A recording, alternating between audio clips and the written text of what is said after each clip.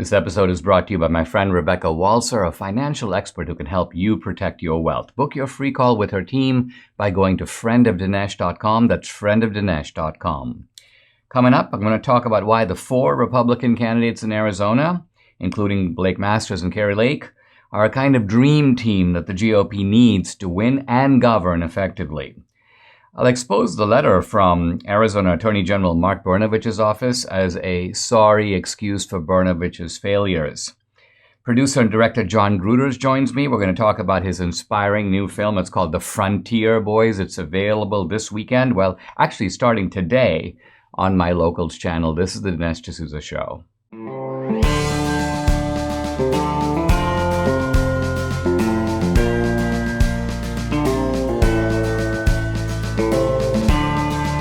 America needs this voice. The times are crazy. In a time of confusion, division, and lies, we need a brave voice of reason, understanding, and truth. This is the Dinesh D'Souza Podcast. The midterms are right around the corner. Not many weeks away, really. And at this point, things are looking really good for the GOP. Really good on the House, and I would say pretty good for the Senate. Now, one of the themes that the left has been stressing is election deniers are on the ballot. There have been various attempts to count the number of so-called election deniers on the ballot. I think the website 538 said 60% of Republicans who are running are election deniers. I mean, all this means is that the themes of 2,000 Mules and concerns about the 2020 election have become quite mainstream in the Republican Party, and not only in the Republican Party. If you've seen surveys by Rasmussen and others, you've seen that there are a fair number of independents and Democrats who have doubts, questions, and in some cases outright skepticism about the 2020 election.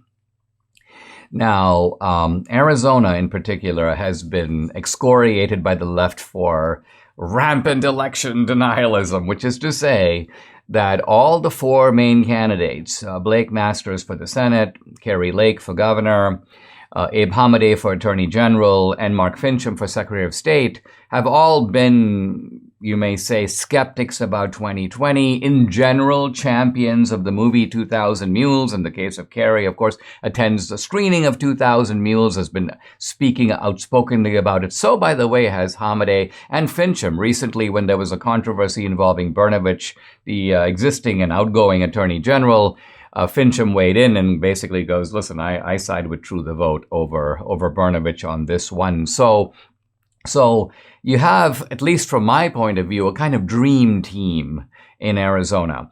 And what I want to stress about this dream team, because I think it's kind of a model for the GOP. First of all, very attractive candidates who have done things with their life. Think of it. Blake Masters has been kind of an internet pioneer and guru. He's been very close to Peter Thiel, who's the founder of PayPal.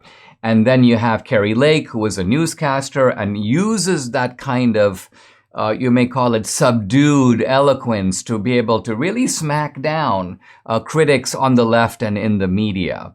And then, of course, Mark Finchem is basically, I would call him the cowboy in this race. He's plain-spoken, he's hard-hitting, and he knows how to throw a rhetorical punch. And Abe Hamadeh is, the son of an immigrant. He is non-white. He is well-spoken, well-educated, talks about the importance of drawing young people over to the Republican Party. He's cool. So think of this is not the norm for the GOP. And what I like about these candidates is, one, they know how to win the nomination. Two, they know how to campaign effectively, and they all have a good chance to win. I think we're going to see really 4 out of 4, probably, maybe even 3 out of 4, but 3 out of 4 is good too.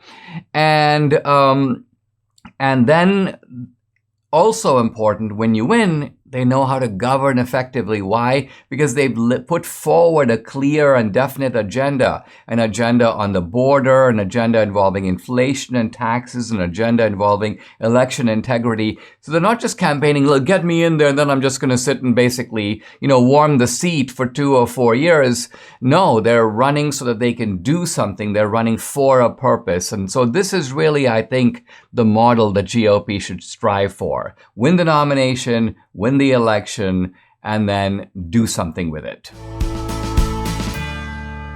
You have helped to build MyPillow into the incredible company it is today, and I've trusted in Mike Lindell to give you a great night's sleep. Now, Mike wants to give you some benefits, and on top of the special exclusively for my listeners on the Percale and Giza Dream bed sheets, marked down as low as $29.98, Mike is also changing the game with his 3-piece towel set. This set is made with USA cotton, making it extremely absorbent and yet providing that soft feel you look for in a towel. Set comes with 1 bath towel, 1 hand towel, 1 washcloth, typically retailing for $49.99, but now for a limited time, you get the 3-piece towel set for the low price of $19.98 with promo code Dinesh. Call 800-876-0227. That's 800-876-0227, or go to mypillow.com to get these discounts. By the way, also on all the other products, the discounts up to 66%. You need to use promo code DINESH, Dinesh. I want to talk in this segment about the controversy involving True the Vote and the office of outgoing Arizona Attorney General Mark Brnovich. So, a letter was drafted called To Whom It May Concern. So sort of an open letter, a letter released really to the media. And it comes out of the Attorney General's office, Criminal Division. It's signed by a guy named Reginald, quote, Reggie Grigsby, who calls himself the Chief Special Agent. And basically what the letter says is that True the Vote has had meetings with the authorities, in this case, the Attorney General's office in Arizona. And the letter says the True the Vote promised to provide geolocation data, video evidence to the Attorney General's office, but hasn't done so, despite, according to the letter, repeated requests. And then the letter takes a strange turn and basically says TTV, True the Vote, has raised considerable sums of money alleging that they had this evidence, and they said that they have not provided it to us. And then, quote, given TTV's status as a nonprofit organization, it would appear that further review of its financials may be warranted. So this appears to be aimed at the IRS, maybe even the FBI, to sort of investigate True the Vote. But stop for a moment and think about it. Let's say that True the Vote said, we're going to give you this stuff, and they didn't. Is that automatic grounds for an FBI investigation? Is that automatic grounds for an IRS investigation? No. So clearly this is a kind of strike at True the Vote. And I want to talk about what is motivating it. Now, let's turn to True the Vote side of the matter, because True the Vote posts, first of all, they wrote a letter, a public letter to the Attorney Generals of Arizona. And they say, first of all, yes, we met with you on June 3rd, 2021. And then they said we got absolutely no feedback, so we filed an official complaint with the state of Arizona and had multiple meetings with state investigators. And they said during these meetings, we learned that these investigators were violating the confidentiality that we had insisted upon. In other words, True the Vote has whistleblowers. It was giving information to the authorities on a confidential basis, and the authorities were then basically violating that confidentiality. The AG's office releasing to the media the identity of private citizens who had provided information. It was clear the intent was to chill the investigation and send a warning to those who believed that law enforcement would protect them. And so True the Vote then alerts the Attorney General's office saying, listen, don't do this. You're actually scaring away our informants who are the basis, who are the people who can actually help you with your investigation. So very soon what happens is True the Vote loses trust in the ability of the AG's office to A, protect confidentiality, or B, do anything to actually follow up on this investigation. Then, says True the Vote, as was stated, the data used by True the Vote is available to any law enforcement agency which issues a lawful subpoena for the data. They say, here's a photo of a copy of the hard drive with Greg Phillips. This is actually Greg Phillips taking the hard drive to provide it. True the Vote has documentary records of correspondence with the state of Arizona and the FBI detailing the evidence. So the point here is that the Arizona Attorney General's office is playing games. And I want to ask why. Why are they doing this? Why don't they just follow up with this information? Well, I think I know the answer. And that is that Brnovich was given multiple opportunities, not only to review this evidence, but to see 2,000 Mules. I know for a fact that he was offered the opportunity to see the movie on more than one occasion, and he essentially refused. He didn't want to see the movie. Now, let's think about if you're the chief law enforcement official, wouldn't you want to just see the movie, make up your own mind, decide if it's credible, decide if it requires any follow-up? No. Brnovich made a political calculation that he didn't really want to get into this issue. Maybe he thought he would be accused of election denialism. Maybe he didn't want to be lumped with people that he thought, not me, but others who he thought were extreme or thought were kooks. Who knows? Bottom line of it is he decided to pass on this issue. And I believe this cost him the nomination for the Senate. He could have ridden this issue all the way to the Senate. He would be in the U.S. Senate after November, or actually after January when he would take office. Instead, he's a has-been. He's on his way out. He's, I guess, going to go into the private sector, maybe do some law enforcement consulting, who knows what. So the guy's a loser. He's a loser, and he's somebody who sort of missed his opportunity, and now he's mad. He's bitter, and so he's lashing out at True the Vote. He's trying to blame True the Vote for failing to provide him with information when he was the one who failed to act on the information provided. Look, the problem here is not a lack of information. True the Vote has done what True the Vote can. True the Vote is not a law enforcement agency, and so let's say that True the Vote has, for example, cell phone IDs of mules, but doesn't have names of mules. Why? Because Brnovich needs to get them. Brnovich is the guy who can go get a subpoena, he can get a warrant, he can go to the cell phone authorities and go, give me the names of all these guys, let me send investigators to go interview them. Did he do that? No, he didn't do any of it. So what he's doing now, I think, is he's humiliated, he's trying to cover his tracks, and so he's put up this clown, Reggie Grigsby. By the way, True the Vote, I've never heard of this dude before, but suddenly he emerges as the main figure here, lashing out at True the Vote, really for the failures of one Mark Brnovich. What some of us would do just to be young again, the simple things like climbing stairs, getting in and out of bed, taking a walk aren't always that simple. Too many aches and pains. But they can be, because thankfully now there's a 100% drug-free solution for those aches and pains, and it's called Relief Factor. Relief Factor supports your body's fight against inflammation. That's the source of aches and pains. The vast majority of people who try Relief Factor love it. They order more because it works for them. Debbie is a true believer. She can finally do the exercises she loves, planks, push-ups, or stationary bike, all thanks to Relief Factor. It's been a real game changer for her and for many other people. You too can benefit. Try it for yourself. Order the 3-week quick start for the discounted price of just $19.95. Go to relieffactor.com or call 833-690-7246 to find out more about this offer. That number again, 833-690-7246, or go to relieffactor.com. Feel the difference. The left is reeling over the arrest of Connick CEO Eugene Yu. And the left is trying in various ways to minimize this. Oh, this is not a big deal. It's really a small software company. Well, if it's a small software company, why did the New York Times write a big, long article about how this company is being targeted by conspiracy theorists at True the Vote? So Connick is an election software company. It does election software management, and it has access to vast troves of election data across the country. It has consulting agreements with multiple jurisdictions. And so, in fact, one of the guys on social media who was responding to me when I was sharing information about the Connick arrest, he goes, Dinesh, you got to remember that this is only in Los Angeles. This involves one county. No, it's not only in Los Angeles. It's all over the country. It's true that when the Los Angeles DA files charges, those charges pertain to LA. Why? Because that's the criminal jurisdiction that George Gascon's office covers.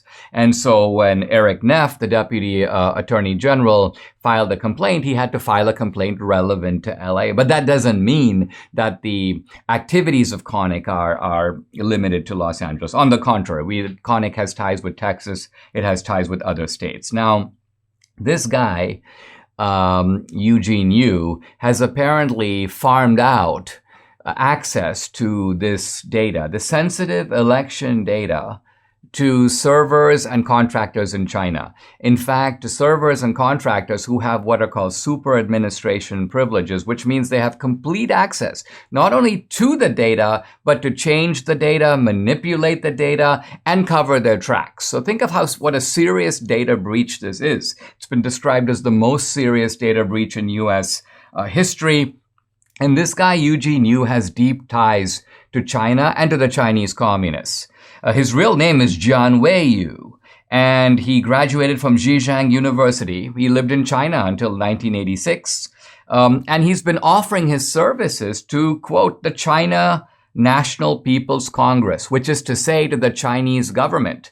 Now, China, of course, runs all kinds of elections. You wouldn't really call them elections because they're elections among pre-selected candidates for various Communist Party offices. But this guy, Yu, who's, by the way, on board with the tyranny and totalitarianism of China, he's in no way a dissident. He works in concert with the Chinese. And he's like, listen, why don't I run your elections in China? I'm very qualified to do this.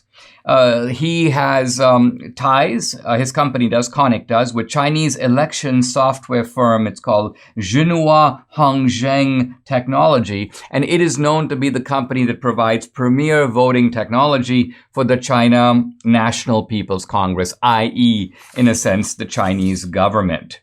So what is the bottom line of all this? The bottom line of all this is we have Chinese, aka Communist Party infiltration of the U.S. election system. There's really no other way to look at it. U.S. election data in a kind of real-time basis is now being observed, probably recorded, stored, potentially downloaded, and who knows, potentially manipulated by people in China.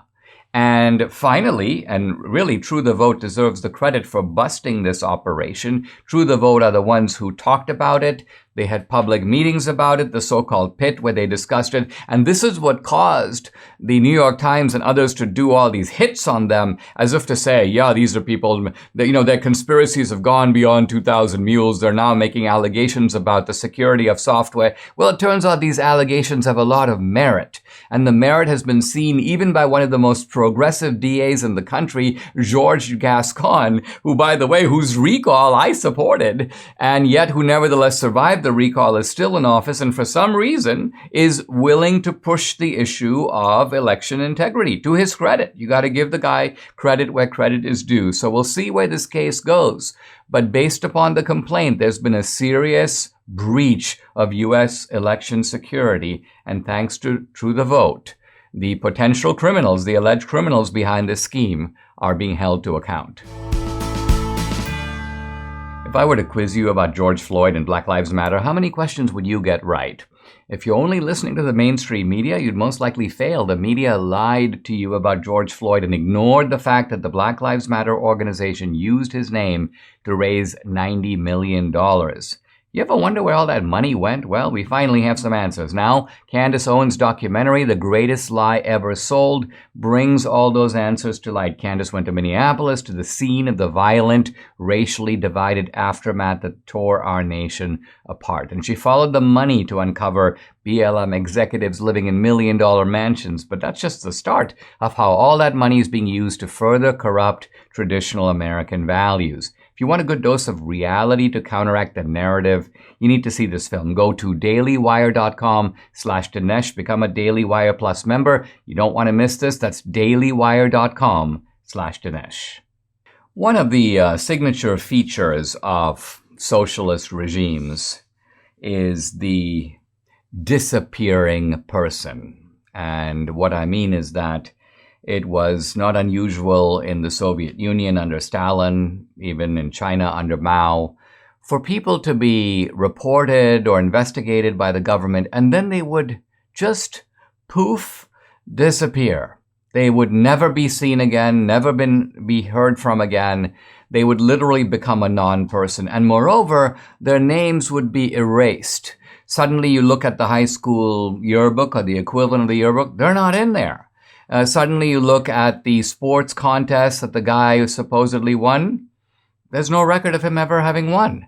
And so this kind of vanishing act is something that socialist regimes specialize in. And this was all brought to my mind because of an article in, of all places, Rolling Stone. It just came out.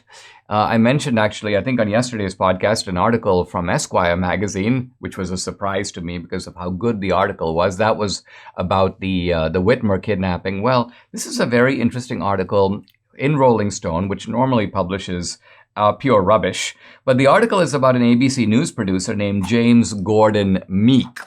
And this is a guy who since April 27th has vanished off the face of the earth, apparently. And let's go through what's going on. This is a well-known reporter working for a major network. By the way, we don't know anything about his politics. His politics appear to have been centrist, maybe centrist progressive or center-left. But he's a guy who apparently liked the military. He did a lot of reporting on the military. He reported on foiled terrorist plots in New York City. So he's reported on the government. He used to be a investigator for the House Homeland Security Committee. He's an Emmy Award-winning TV producer. And for reasons unknown, the FBI raided his apartment in Virginia. He lives just outside Arlington, Virginia. And his neighbors saw black utility vehicles, and they saw the kind of FBI unit with a bunch of FBI agents supposedly looking for something, investigating something. According to some leaks or reports that Rolling Stone got from the FBI, they were looking for some classified information that might have been on his computer. Remember, reporters often do stories. They get access to information. They may or may not know what's classified. Anyway, the issue is, or at least the allegation is, that they may have been classified information on his computer. And then the guy vanishes.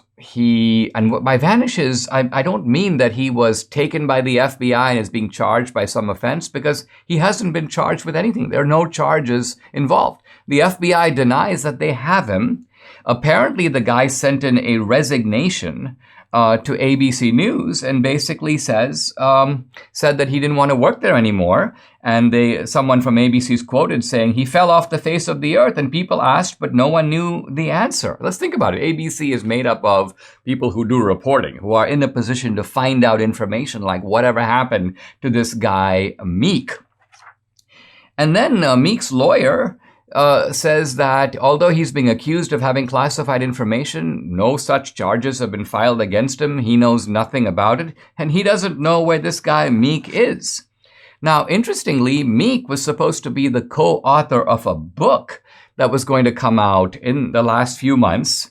And on the book jacket, there was Meek and his co-author, a guy named Scott Mann, Lieutenant Colonel Scott Mann. They wrote the book together. And then suddenly, and this is amazing, Meek's name was removed from the book jacket. So suddenly the book, even though it was announced as coming from both two authors, and the description of the book jacket began like this. In April, ABC News correspondent James Gordon Meek got an urgent call from a special forces operator serving overseas. That's the text. And then Simon & Schuster changed it to, in April, an urgent call was placed from a special forces operator serving overseas. So they've erased this guy, James Gordon Meek, completely with no explanation. And his co-author, this guy named Lieutenant Colonel Scott Mann, goes, I don't know where the guy is. He basically says, listen, Meek basically called him, claimed he was under some sort of stress or strain, maybe related to the FBI raid, I'm not sure. And then Mann goes, I've never heard from him since. And these two guys wrote this book together. So this is not actually normal. This is not normalcy in America. And so when I read the article, again, knowing nothing about Meek's politics, think of it. We're talking here, by the way, not even about, a January 6th protest or a so-called insurrectionist. We're talking about a mainstream, credentialed, Emmy-winning ABC reporter, and ABC doesn't know where he is. His neighbors say his apartment is now empty. He's not there. Evidently, his co-author doesn't know where he is. The guy has fallen off the face of the earth. And if you ask me, it is the FBI and the Biden administration that need to come up with some explanation for this. Are you watching your retirement slip through your hands every day? Are you worried about a black swan market event that could be coming? This is an event that comes out of nowhere, basically decimates your accumulated savings. That's not all. Interest rates going up, inflation skyrocketing. How can we protect our money? How can you get ahead of what's happening with the economy? This is not a time to wing it or go with a hunch. You need a qualified expert on your side. Well, I'm not that expert, but my friend Rebecca Walzer is. She's a tax attorney and wealth strategist with her MBA from the London School of Economics. Rebecca and her team will help to prepare you and your money for the turbulent times ahead. We all work hard for our money. We can use some really good guidance to help us build on what we have. Go to friendofdinesh.com, book your complimentary introductory call today to see if you qualify. That's friendofdinesh.com. Let Rebecca Walzer's team of experts protect your wealth during these unprecedented times. There's an article in in Slate, the online magazine, about the freak out that is going on in the left-wing law schools over the recent decisions of the Supreme Court. And I gotta say, I was reading the article and smiling and chuckling throughout the whole thing. Why? Because it is just fun to see these nutty professors go berserk over the Supreme Court. The great thing is there's nothing they can do about it. But, of course, they are taking their academic revenge, which is, what are they doing? They're basically trying their best to propagandize their students about how horrible the Supreme Court is. Well, this doesn't actually work, because if you think about it, what does every law school student want to be? A Supreme Court justice. That's the pinnacle of the profession. So to basically say the Supreme Court is awful and so on is going to create, I think, a little bit of confusion and trauma among these students, because they're going to think, well, what should I then aspire to be? A criminal defense attorney? Should I get out of law and become a law school, pedagogue and loser like you, Professor, Finkelstein? So I think what's going on here is we're seeing nothing more than a left-wing cabal in these law schools. And the law schools are, they've cleared out all the conservatives. So it's now essentially a left-wing factory, a madrasa of sorts. And so no surprise, they certainly don't like the Dobbs decision. That's probably what put them all over the top. So the article goes, at law schools across the country, thousands of professors of constitutional law are facing a court that has let the mask of neutrality fall off completely. So they're complaining the court has become ideological. Let's stop for a second. The court is not reading the Constitution for what it says. The court is not respecting precedent. Well, first of all, it is the left that has taught us for 100 years, starting with the legal realism school going back to the early 20th century, that law is really nothing but a disguise for politics. That's the meaning of legal realism, that you can't trust what people really say. They'll make their argument by invoking principles, but what it really is an assertion of political power. And the left would teach legal realism to basically embrace it, to say, yeah, that's what we should be doing. We should be using the law as a mechanism of political power. Think of Obama. Obama was big into all this stuff. The left also taught us that the Constitution shouldn't be taken seriously. Don't really worry too much about what it says. Get the result you want and then look for some justification in the Constitution. And if you can't find it, kind of put it there. Just say, well, this provision can be read in a way that includes what I want to say, or the result that I want. And the left has always emphasized that precedents don't really count for much. Think of it. When they overturned precedents, for example, that said that the First Amendment, although it allows political speech, doesn't protect obscenity. And the left goes, well, who cares about that precedent? Of course it protects obscenity. So going back to the 1960s, one precedent after the other was tossed aside by liberal justices. So let's even set aside whether or not the contemporary Supreme Court, the 6-3 majority that we have, is following the Constitution. We can debate that on another day. I think they are, but let's say that they weren't. even if they weren't, they're doing exactly what the left has been doing and what the left has been advocating and teaching in these very law schools. And so when I see things like Serena Mayeri, a professor at UPenn, she says she basically crossed over into Canada for a holiday and never wanted to come back. And I wish she had actually followed through with that and never come back. But she goes, now, I'm going to be teaching decisions like Dobbs in the broader context. Quote, she's talking about the convergence of anti-democratic forces that enabled the court to thwart majority will. Think of the sheer kind of idiocy of this individual, because what is the Dobbs decision but a return of the abortion issue to democratic control? States can, through the democratic majorities, pass whatever laws they want about this issue. So far from subverting democracy, the court in Dobbs was affirming it. And then we go on to other.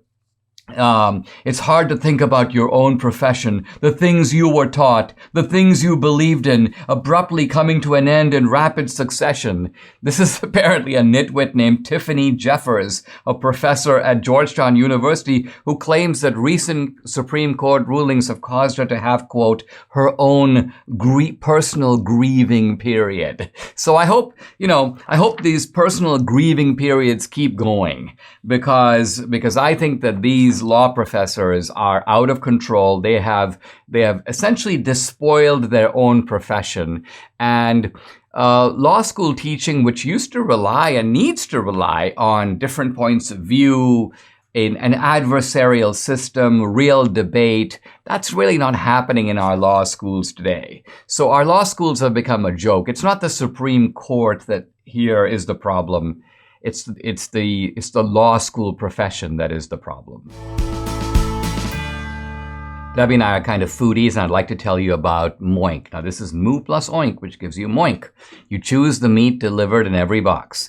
Moink delivers grass-fed and grass-finished beef and lamb, pastured pork and chicken, and sustainable wild-caught Alaskan salmon straight to your door. Moink farmers farm like our grandparents did, and as a result, Moink meat tastes like it should because the family farm does it better. The investors at Shark Tank were right. This is a delicious way to get fresh meat without having to buy it at the grocery store. I especially love the salmon, and I'm getting hungry just talking about it. Keep American farming going by signing up at moinkbox.com/Dinesh right now, and my listeners will get free filet mignon in every order for a year. Wow, that's 1 year of the best filet mignon you'll ever taste, but for a limited time. Spelled Moink, M-O-I-N-K, moinkbox.com/Dinesh. That's moinkbox.com/Dinesh. Guys, I'm really thrilled to welcome to the podcast, welcome back to the podcast, a man that Debbie and I think is one of the best filmmakers making films today. His name is John Grooters. We were really introduced to his work with his great film called Sabina, a powerful Christian film that just overwhelmed both Debbie and me. And more recently, we've seen a marvelous film that John has made called The Frontier Boys. The Frontier Boys. It's going to go up on my Locals channel. Well, it was officially going to go up tomorrow, but it's going to be up for you today. So you can watch this film. Certainly, if you want, you can watch it today or watch it over the weekend. The website is just frontierboys.locals.com, frontierboys.locals.com. And you'll have two choices. You can subscribe to my Locals channel, get the movie for free along with other films, or you can just buy the film, stream it, and watch it. Either way, but you won't be sorry. This is not like roaming through Netflix and watching the usual rubbish that's up there. So John Grooters, welcome to the podcast. Great to have you. And talk to people a little bit, because filmmaking is to many people such a kind of a magical art. You've been involved with it a long time. And you are also, you're a writer, you're a director, you're a producer, so you kind of do it all. Talk a little bit about your story. How did you get into filmmaking and acquaint yourself with this magical art? How did I? Yeah, that's a good way to put it, a magical art, because it's a lot of components. It's a lot of nuts and bolts, but just like putting a robot together, that wouldn't mean it would work. So we learn about all the pieces and parts of filmmaking, as you know, from what a good story is translated into a good script. You know, they're not the same thing. A good screenplay has particular nuances to it that I make for a good film. And the pre-production phases of a film are just everything. I mean, really, casting. You just pray you get the right cast and the right characters to bring that script to life, and locations and crew. Filming days themselves, they're mostly about efficiency, to be honest. It's a magical art that costs a lot per day. And so being organized and getting as much done per day as you can without creating mutiny on the crew is kind of the art of that. And even if all that goes right, again, as a filmmaker yourself, in the edit room is when that sort of becomes magic or dies on the vine. And they often have said to me, your film is never as good as you think it is when you finish production, and it's never as bad as you think it is after the first edit. Wow, John. So, I'm laughing as I listen to you because it's all so familiar. And I think you're also outlining why the filmmaking art is difficult, because it combines, there's financial aspects to it, there are creative aspects to it, but then there's just the simple grind of getting it done. And very often I find people have one skill or the other, but putting this sort of ensemble of skills together is where the challenge lies. Grind is a really good word. And, when we are hiring people at our company to move into production, I mean, we're very honest with it. It's work, you've got to be a hard worker, and you've got to embrace that the way a farmer has to. A farmer isn't told by anybody when to do the different tasks that it takes to plant and harvest and distribute and sell. And no one tells the filmmaker usually either. You have to be self-motivated, self-organized, because it doesn't come to you with an operator's manual. You have to generate it. And a grind is a good word. I love the grind, though. At the same time, I'm not complaining at all. The chance to work with colleagues, the chance to work with actors, even the dozens and hundreds even of hours I spend right here behind me where I'm editing a film together. I mean, I appreciate that there's so much variety. I would be bored if I was just, a single aspect of filming all the time, if I was just a DP. So for me, Dinesh, man, I love the variety. At the end of the day, though, my only job, as I see it, is to be the representative of the audience in the project. It's not about the filmmakers. It's not about the actors. It's not about the lenses. It's about the audience. And it's easy to lose sight of them. That's a very important point. I mean, in Sabina, you took the audience, you took Debbie and me into Romania in the Nazi years, and we felt we were right there. And then here you make the Frontier Boys, and we're in a high school gym, and we're playing basketball, and the ability that you have to kind of capture that ambiance. I mean, Debbie was a high school cheerleader, so she's like, this guy knows what he's talking about. This is exactly the way it is. This is the mood. This is the feel of it. Talk a little bit about the story of the Frontier Boys, because it's a story I didn't expect to fully identify with, but I found myself like drawn into it. And it's a very powerful movie, just like Sabina, different than Sabina, but it has that same, it engages you emotionally. And at the end, it's a very moving and inspiring film. Yeah, it's about four guys, and it's a friend movie. It's a buddy movie in a way, and these guys are high school sophomores, and that's the most awkward phase, just about of our lives. Anything from 7th to 10th grade for a boy, your body is not quite what you wanted it to be. It's not quite what it was. Your personality is kind of emerging. If there's a faith to be forged up to this point, more than likely it's kind of been not imposed on you, but introduced from family. And now all of a sudden, maybe you have a driver's license. You have a car for the first time. You have choices. And the world is your oyster. This story is really personal for me, which wouldn't matter to the audience. But my personal story, I grew up in the Phoenix, Arizona area. And then my family moved when I was a high school freshman. And they moved from the desert of the Southwest to the waters of the north of Michigan, northern Michigan, to the town of Charlevoix. Massive change from big city to small town, from 120 in the summer to the seasons and the lakes. And I remember at that time, even as I was driving across the country with a guy to get to our new life, thinking, I have a chance to reinvent myself. I'm not sure I want to just live on this person that got, was growing up with all my buddies who had started to turn some very self-destructive ways.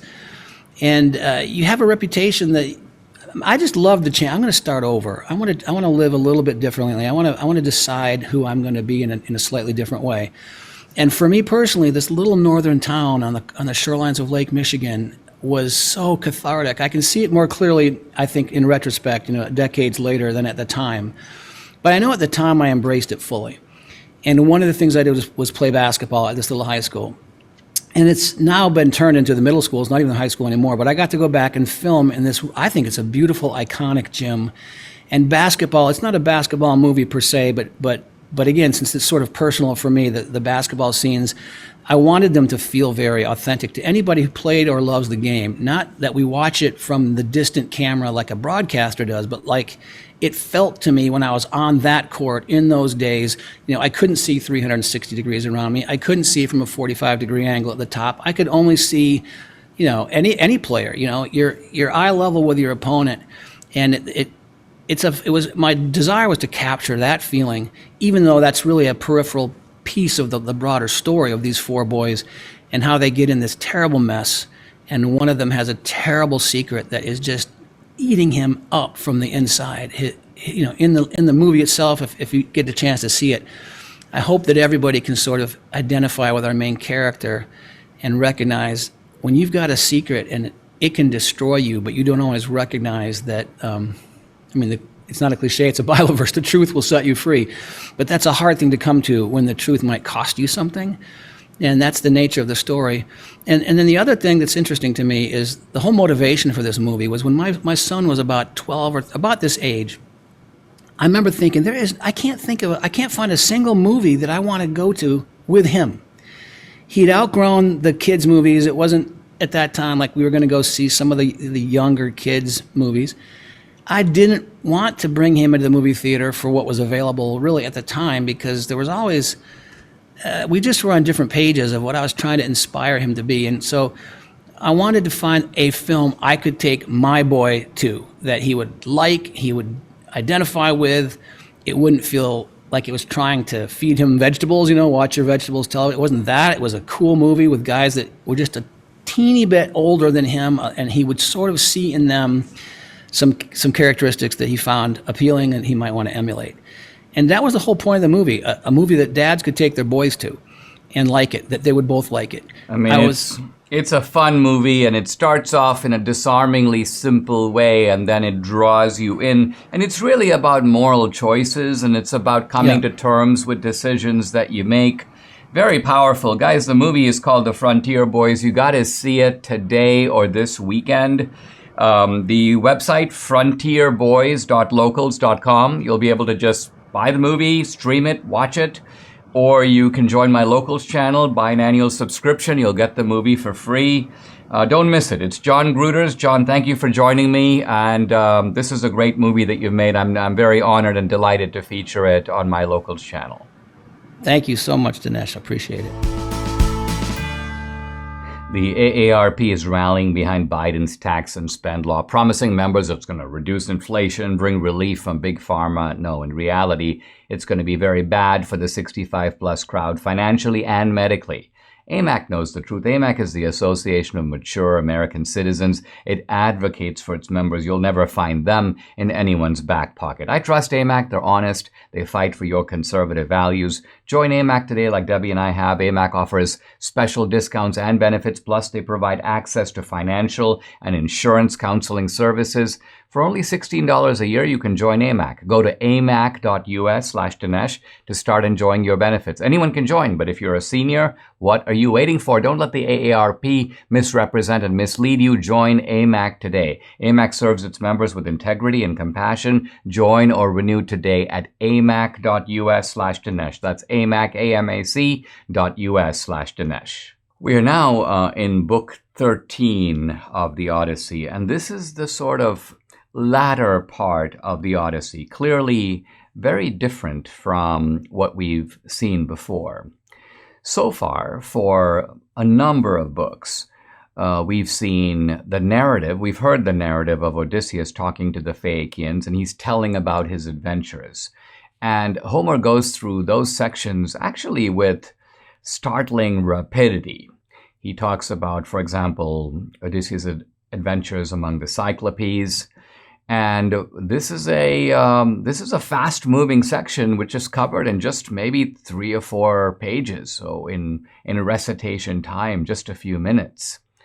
But here, once Odysseus is back in Ithaca, Homer slows down the narrative and slows it down to such a point that we're now going to be covering books 13 through 24. So 11 books, 12 books, counting 13, of the Odyssey, but covering a relatively short amount of action. In other words, the action described now between books 13 and 24 is essentially coming down to this. Odysseus comes back to Ithaca. He's in grave danger because the suitors would, if they knew about him, want to kill him and kill his son Telemachus. One of them will then marry Penelope. They will usurp his estate.